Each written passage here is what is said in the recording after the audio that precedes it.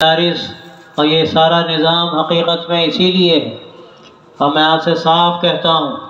پورے ملک میں جتنے بھی مدارس ہیں، وہ خواہ دارالعلوم دیوبند ہو، وہ دارالعلوم ندوۃ العلماء ہو، یا جامعہ مظاہر العلوم ہو، یا وہ تبلیغی تحریک ہو، اور جتنے بھی ہمارے یہ ادارے ہیں اور عمارت شرعیہ کے نظام ہیں، چاہے وہ بہار کا ہو، جھارکھنڈ اڑیسہ کا ہو، یا وہ آسام یہاں کے 7 صوبوں کا ہو،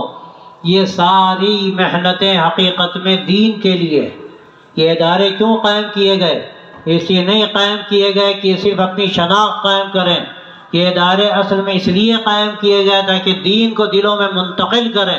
دماغوں میں دین کی شمع روشن کریں، لوگوں کے اندر وہ ایمانی حرارت پیدا کریں جس کی ضرورت ہمیشہ رہی ہے اور قیامت تک رہے گی۔ حقیقت میں یہ ادارے دین کے خادم ہیں، یہ مخدوم نہیں ہیں۔ حقیقت میں مخدوم ہمارا یہ دین اور شریعت ہے جو ہمارے آقا حضرت محمد عربی صلی اللہ علیہ وسلم نے ہمیں ایک نمونے کے طور پر دیا۔ میں آپ سے کیا کہوں، اس وقت کے جو حالات ہیں ہمارے پورے اس ملک کے، آپ کے اس صوبے کے اور پوری دنیا کے، یہ حالات ایسے تھے کہ ہماری نیندیں حرام ہو جاتی، ہمارے اندر ایک سودا سما جاتا دین کے لیے اپنے آپ کو آگے بڑھانے کا۔ یہ حقیقت میں اللہ کی طرف سے ایک تعزیانہ ہے، اور قرآن مجید میں اللہ تبارک و تعالیٰ فرماتا ہے وَلَنُذِيقَنَّهُم مِّنَ الْعَذَابِ الْأَدْنَىٰ دُونَ الْعَذَابِ الْأَكْبَرِ لَعَلَّهُمْ يَرْجِعُونَ، کہ آخرت کے اس عذاب سے پہلے، اس بڑے عذاب سے پہلے ہم دنیا کی مصیبتوں میں مبتلا کرتے ہیں۔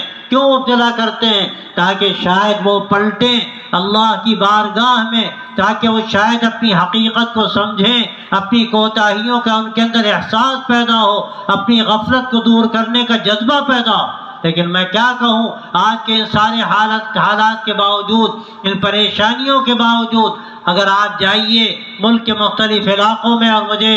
اس کا موقع ملتا ہے مختلف صوبوں میں اور مختلف علاقوں میں جانے کا، بدنامی کی حد تک میں مختلف جگہوں کے سفر کرتا ہوں، میں دیکھتا ہوں کہ جو ہمارے اندر ایک بیداری پیدا ہونی چاہیے، ایک تبدیلی پیدا ہونی چاہیے، وہ تبدیلی نظر نہیں آتی۔ میں آپ کو یہ پیغام دینا چاہتا ہوں، آج کے ان حالات میں اگر ہمارے اندر بیداری پیدا نہ ہوئی، اگر اپنی اصلاح کی کوشش نہ کی، اپنے اندر جو وہ خرابیاں ہیں جس کے نتیجے میں ہمارے چہرے داغدار ہیں، ہمارے دامن تار تار ہیں، جس کے نتیجے میں ہمیں اسلام کو بدنام کیا، اپنے بزرگوں کو بدنام کیا، میں آگے بڑھ کر اگر یہ کہوں کہ ہم نے حضرات صحابہ کو بدنام کیا تو شاید یہ غلط نہ ہوگا۔ اگر آج بھی اپنے اندر ہم نے بدلاؤ پیدا نہ کیا، آج یہاں سے ہم یہ پیغام لے کر نہ گئے کہ ہم یہاں آئے تھے، ایک دینی جلسے میں آئے، اور یاد رکھیے یہ جلسے کوئی رسم کے طور پر انجام نہیں دیے جاتے، کوئی جشن نہیں ہے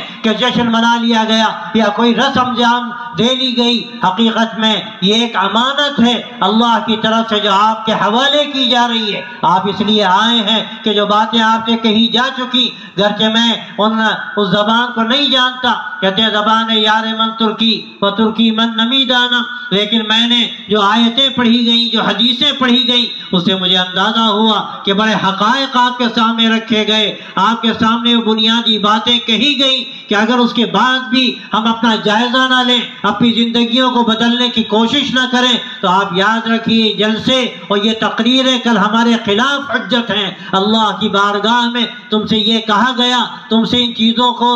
باز رہنے کی تلقین کی گئی، اور کن چیزوں کو تمہیں تحفے کے طور پر جو چیزیں دی گئی کہ تم ایک نئی زندگی پیدا کرو، ایک نیا حوصلہ پیدا کرو، اس کے بعد بھی خدا نہ خواستہ ہمارے اندر کوئی جذبہ پیدا نہ ہو، ہمارے اندر کوئی تبدیلی پیدا نہ ہو، ہماری زندگی جیسی کی تیسی گزرتی رہے، تو یاد رکھیے یہ جلسے کل ہمارے خلاف حجت ہو سکتے ہیں۔ میں نے آپ کے سامنے قرآن مجید کی جو آیت پڑھی ہے، اس میں اللہ تبارک و تعالیٰ فرماتا ہے کہ اے ایمان والو، اگر تم اللہ کا ڈر پیدا کر لو، اگر تم اللہ کا تقوی اختیار کر لو، تو اللہ تمہیں ایک شان امتیازی عطا کرے گا، اللہ تمہیں ایک امتیازی ایسا مقام دے گا کہ تمہیں دیکھیں گے لوگ تو ان کے اندر ایک جذبہ پیدا ہوگا، اسلام کے بارے میں ایک تجسس پیدا ہوگا۔ آخر یہ اسلام کے ماننے والے، محمد عربی صلی اللہ علیہ وسلم کے ماننے والے، آخری شریعت کے ماننے والے، آخری وحی کے ماننے والے، اللہ کے نبی کے شہدائی اور فدائی، آخر ان کی زندگی کیسی ہے؟ ان کی زندگی عام انسانوں سے مختلف نظر آتی ہے۔ آپ دیکھیں گے ان کے یہاں آپ کو دھوکہ نہیں ملے گا، ان کے یہاں آپ کو بدعہدی نہیں ملے گی، کس طرح خیانت نہیں ملے گی، کہ جھوٹ نہیں بولتے، یہ بدنگاہی نہیں کرتے، یہ غلط خیالات اپنے اندر نہیں لاتے، یہ اپنی زبان کی حفاظت کرتے ہیں، یہ دوسروں کا حق ادا کرتے ہیں۔ اور اب ہم اگر اپنی زندگی کو دیکھیں، ایک مسئلہ آپ لے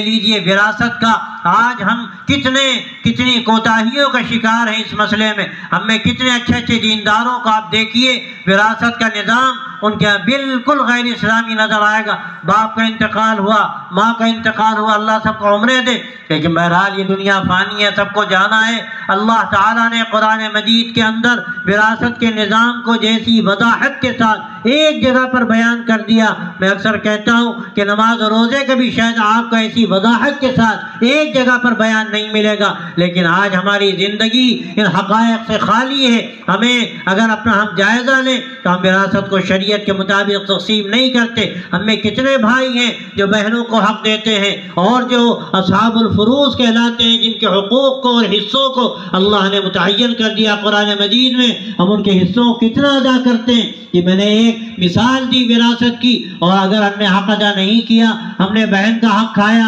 اپنی ماں کا حق کھایا، بھائی کا حق کھایا، اور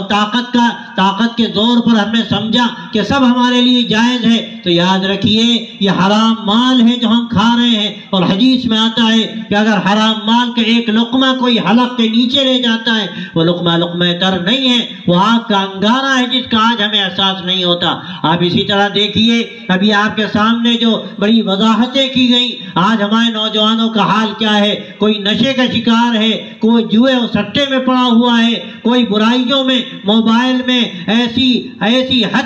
اس حد تک اس میں پڑا ہوا ہے کہ اس کی ساری خرابیاں اس کے اندر پیدا ہو رہی ہیں، چھوٹے چھوٹے بچے اس کا شکار ہو رہے ہیں۔ اور اس کے علاوہ کیا کیا خرابیاں ہیں ہمارے نوجوانوں میں، اپنے وقت کو ضائع کرنا، اپنی جوانی کو ضائع کرنا جو ایک امانت تھی، اور حدیث میں ایک موقع دیا گیا تھا ہمیں، اور یہ فرمایا گیا تھا کہ ان نوجوانوں کو اگر اللہ تبارک و تعالیٰ کا فیصلہ ہو جائے اور یہ نوجوان اپنی جوانی کو اللہ کی بندگی کے ساتھ پروان چڑھائیں، تو کل قیامت میں اللہ تبارک و تعالیٰ اپنے عرش میں ان کو سایہ دیں گے جب کوئی سایہ نہیں ہوگا۔ لیکن ہمیں کیا اس کا احساس ہے کہ اللہ نے ہمیں کس دن کے لیے جوانی دی، یا ہماری طاقتیں آخر کس دن کے لیے؟ ہم غیروں کے اعلی کار بن جائیں، ہم غیروں کے شکار بن جائیں، اور انہوں نے جو طریقے اختیار کیے ہمیں احساس نہ رہے کہ وہ ہمیں شکار کرنے کے لیے، ہمیں برباد کرنے کے لیے وہ طریقے اختیار کیے گئے۔ آخر اللہ تبارک و تعالیٰ نے ہمیں کس لیے پیدا کیا؟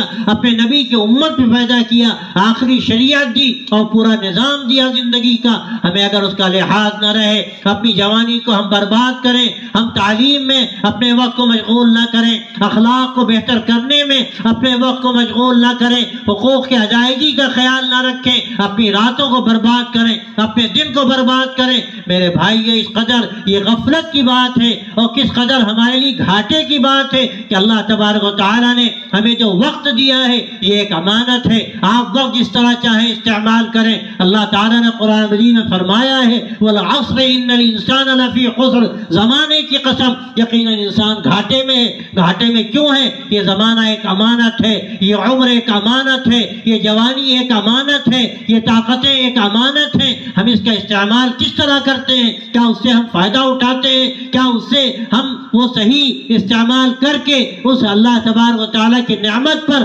اللہ کا شکر ادا کرتے ہیں یا ناشکری کرتے ہیں؟ اللہ تعالیٰ صاف کہتا ہے وَلَئِن شَكَرْتُمْ لَأَزِيدَنَّكُمْ وَلَئِن كَفَرْتُمْ إِنَّ عَذَابِي لَشَدِيدٌ۔ اگر تم احسان مانو گے، اگر تم شکر کرو گے اور احسان مانو گے تو اللہ کیا فرماتا ہے؟ ہم نعمتوں میں اضافہ کریں گے، اور اگر تم ناقدری کرو گے، ناشکری کرو گے، احسان ناشناسی کرو گے تو یاد رکھو ان عذابی لشدید، شدید، اللہ فرماتا ہے میرا عذاب بڑا سخت ہے، بڑا دردناک ہے۔ وہ عذاب کیسے ہمارے سامنے آئے گا؟ وہ سلب نعمت کی شکل میں آئے گا۔ یہ سب سے بڑی نعمت ہمارے لیے کیا ہے؟ یہ ایمان کی نعمت، یہ شریعت کی نعمت، یہ اسلام کی نعمت، یہ دین کی نعمت، یہ قرآن کی نعمت، اللہ کے نبی کی سنتوں کی نعمت۔ اگر خدا نہ خواستہ ہم نے ناقدری کی تو ہماری زندگی ان چیزوں سے ہٹی ہوئی رہی، شریعت سے ہٹی ہوئی رہی، اور سنتوں کا اہتمام ہم نے نہ کیا، اور ان طاقتوں کی ہم نے اور ان نعمتوں کی ہم نے ناقدری کی، تو اللہ کہتا ہے کہ نعمتیں ہم چھین لیں گے۔ آج آپ دیکھیے پورے ملک میں کیا ہو رہا ہے، کس طرح ارتداد کے واقعات ہمارے سامنے آ رہے ہیں۔ ہماری نوجوان بچیاں اور ہماری نوجوان بچے جن کو بے دریغ کالجوں میں بھیج دیا جاتا ہے، اور افسوس کی بات یہ ہے کہ بچیوں کو ہاسٹل میں ڈال دیا جاتا ہے تعلیم کے نام پر، ان کو آگے بڑھانے کے نام پر، دولت کی لالچ میں تو کہتا ہوں دولت کی لالچ میں اور عہدوں کی لالچ میں ان کے ایمان کا سودا کیا جاتا ہے۔ میں جانتا ہوں بڑی بڑی یونیورسٹیوں کو اور بڑے بڑے کالجوں کو جہاں نوجوان بچے اور بچیاں پڑھتے ہیں، اور وہاں ہاسٹل میں اور بعض ایسے گھروں میں جہاں کو ڈال دیا جاتا ہے، ان کی رہائش کا انتظام کر دیا جاتا ہے، اور پھر یہ خیال نہیں ہوتا کہ وہ کس رخ کی طرف جا رہے ہیں، ان کے ساتھ کیا کچھ ہونے جا رہا ہے۔ اس کا نتیجہ آج ہمارے سامنے ارتداد کی شکل میں ہے۔ جگہ جگہ ایسے واقعات پیش آ رہے ہیں۔ میں بدگمانی نہیں کرتا آپ سے، لیکن میں کیا کہوں، یہ واقعات تو ایسے ہیں جو پورے ملک میں پیش آ رہے ہیں۔ میرے دوستوں اور بھائیوں، اگر اپنے ایمان کو ہم نے نہ سنبھالا، اللہ کی اس نعمت کی ہم نے صحیح اس کی قدر نہ کی، اور اس پر اللہ کا بار بار شکر ادا نہ کیا، اللہ بچائے ہمیں کہ کہیں یہ نعمت بھی چھین نہ لی جائے۔ باقی اللہ نے اور جو نعمتیں دی ہیں، اللہ تعالیٰ کا ایک فیصلہ کافی ہے، وہ نعمتیں چھین بھی سکتا ہے۔ جس طرح وہ نعمتیں دیتا ہے اسی طرح نعمتیں چھین بھی سکتا ہے۔ اس لیے میرے دوستوں اور بھائیوں، اس نعمت کی قدر کرنے کی ضرورت ہے جو اسلام کی نعمت ہے۔ آج ہم نے ہر چیز کو رسم بنا لیا، ہم بہت ساری چیزیں کرتے ہیں، بعض مرتبہ اسلام کے نام پر کرتے ہیں، ایک غلط طریقے اختیار کرتے ہیں اور اس پہ رسمیت پیدا کرتے ہیں۔ میرے دوستوں اور بھائیوں، اللہ تبارک و تعالیٰ نے ہمیں جو دین عطا فرمایا ہے یہ ایک امانت ہے۔ ہم یہاں سے طے کر کے جائیں، ہمیں پورے دین پر عمل کرنا ہے، اپنی زندگی کو ایسا ہمیں اختیار کرنا ہے، ایسی زندگی بنانی ہے جو ہمارے لیے ایک نمونے کی زندگی ہو۔ وَلَكُمْ فِي رَسُولِ اللَّهِ أُسْوَةٌ حَسَنَةٌ، تمہارے لیے اللہ کے رسول صلی اللہ علیہ وسلم کی ذات میں بہترین نمونہ موجود ہے۔ آپ صلی اللہ علیہ وسلم کی شادیاں دیکھیے، آپ نے کس طرح نکاح کیے اور کس طرح آپ صلی اللہ علیہ وسلم نے اس کی ترغیب دی۔ اعظم النکاح برکتاً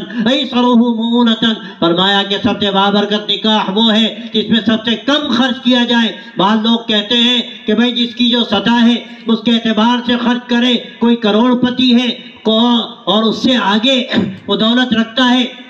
ارب پتی ہے تو 4 کروڑ خرچ کر دیں، 5 کروڑ خرچ کر دیں۔ میں آپ سے صاف کہتا ہوں یہ انتہائی نامناسب بات ہے۔ جب اللہ کے نبی نے یہ فرمایا کہ اعظم النکاح برکتاً ایسرہ مؤونۃ، کہ سب سے بابرکت نکاح وہ ہے جس میں سب سے کم خرچ کیا جائے، تو کیسے ہی مالدار ہو، کیسے ہی ثروت و دولت والا ہو، وہ اپنی عزت کے لیے، اپنے نام و نمود کے لیے زیادہ خرچ کرتا ہے تو دوہرا جو مجرم ہے وہ دوہرا مجرم ہے۔ ایک تو اپنے نکاح کو بابرکت سے بے برکت بناتا ہے، اور دوسرے یہ کہ وہ جو دولت کو بے ضرورت خرچ کر رہا ہے وہ مسرف ہے، اور پھر وہ اپنی عزت کا مظاہرہ کرتا ہے۔ اللہ تبارک و تعالیٰ کو عزت کا مظاہرہ پسند نہیں ہے، اللہ تعالیٰ کو تواضع پسند ہے۔ حدیث میں آتا ہے ما تواضع احد للہ الا رفعہ اللہ، جو اللہ کے لیے جھکتا ہے اللہ اس کو اونچا اٹھاتا ہے۔ تو اپنی شادیوں میں اپنی بڑائی کے مظاہرے اور اس کے نتیجے میں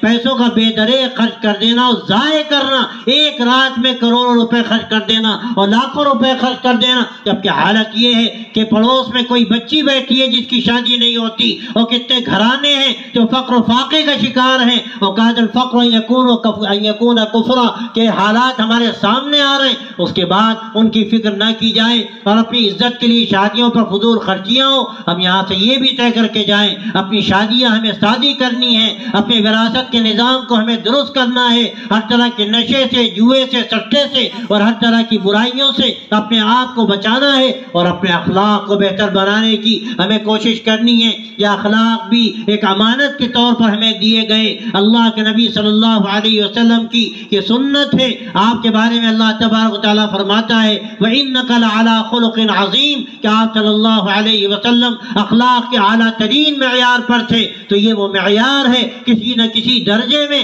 ہمیں اس کو اختیار کرنے کی ضرورت ہے کہ جو آپ صلی اللہ علیہ وسلم کو تکلیف پہنچائے، جو آپ کو گالیاں دے، آپ صلی اللہ علیہ وسلم اس کے ساتھ سلوک کریں، اس کو معاف فرما دیں۔ گالیاں جس نے دی اس کو تحفے دیے، اور زخم جس نے دیے زخم اس کے سیے، عافیت کی دعا مانگی سب کے لیے، اور کی جفا جس نے بدلے وفا سے دیے۔ یہ سرکار دو عالم صلی اللہ علیہ وسلم کا